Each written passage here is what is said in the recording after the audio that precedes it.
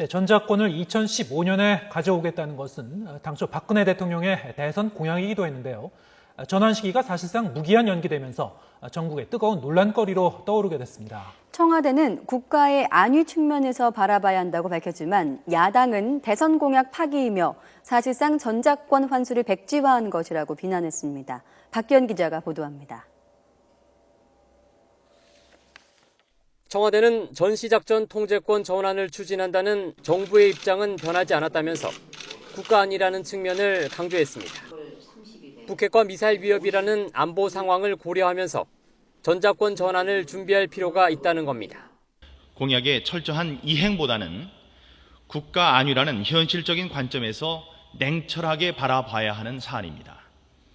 특히 북한의 3차 핵실험 등 정부 출범 이후 안보 환경이 근본적으로 변했다고 설명하면서 전작권 전환 전후로 안보에 빈틈이 있어서는 안 된다고 강조했습니다. 또 전작권 전환에 필요한 조건이 최대한 빨리 달성되도록 최대한 노력할 것이라고 말했습니다.